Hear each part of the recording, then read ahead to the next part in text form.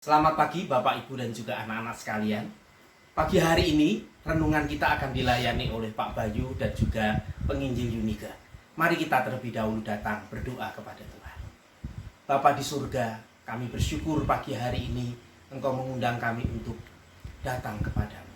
Sebelum kami belajar dan juga mengajar dari rumah kami masing-masing, kiranya Engkau berkenan melawat kami Tuhan. Engkau menyapa setiap kami.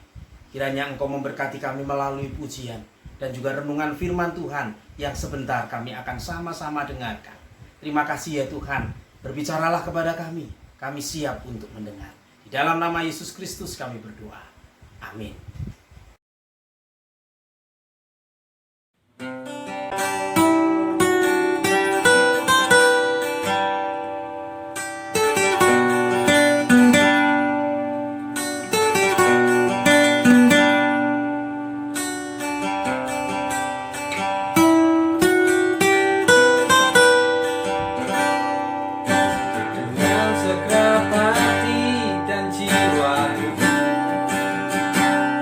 Datang padamu dalam kerinduan,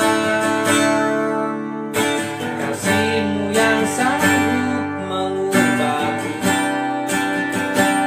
dan membuatkanku dalam pengharapan. Yesus, Engkaulah permata hatiku,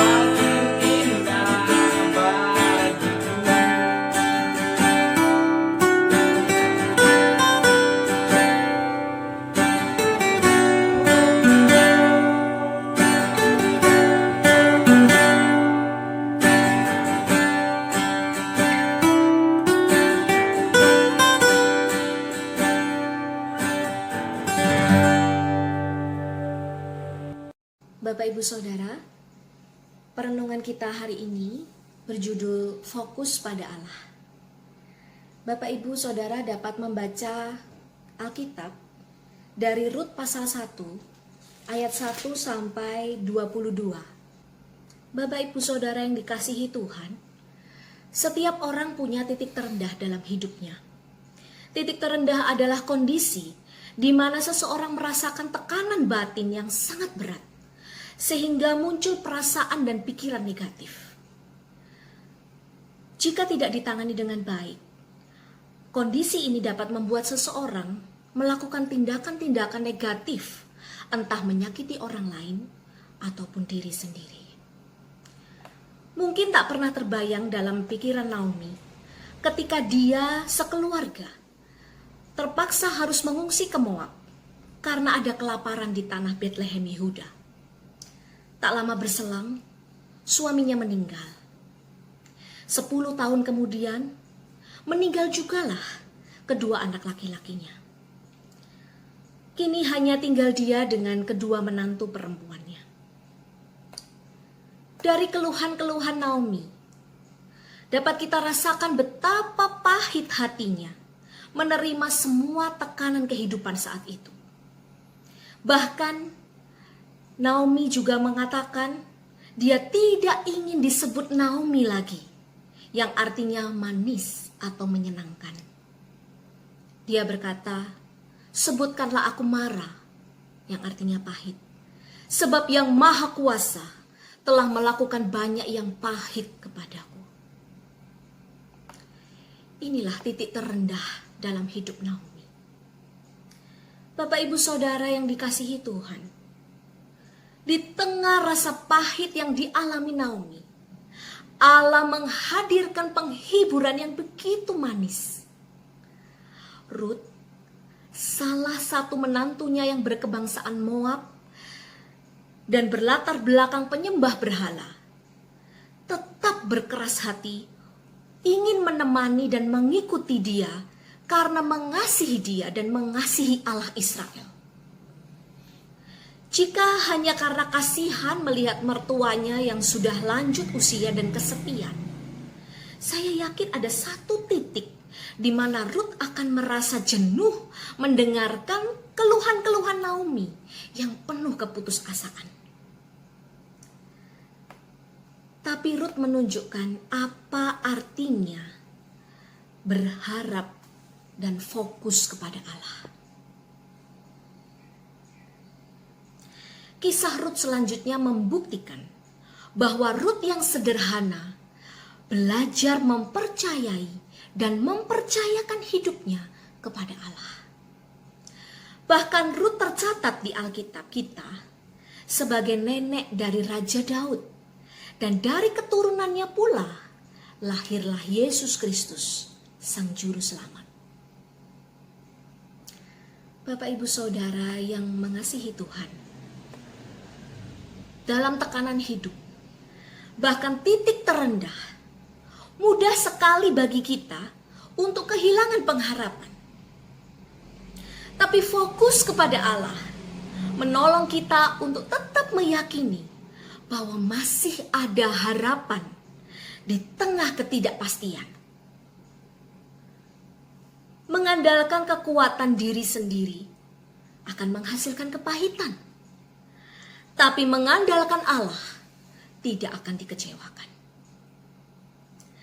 Apa ketakutan terbesar Bapak Ibu Saudara saat ini? Kesehatan karena dunia masih terus berperang melawan corona. Ketersediaan kebutuhan pokok karena lumpuhnya perekonomian masyarakat. Sampai kapan pandemi ini berakhir dan semua orang bisa beraktivitas seperti biasa lagi?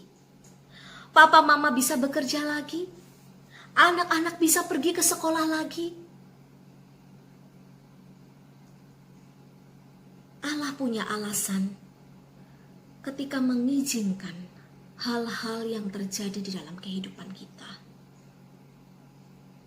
Kita mungkin tidak akan pernah bisa memahami pikirannya, tapi kita dapat mempercayai hatinya. Mari kita berdoa.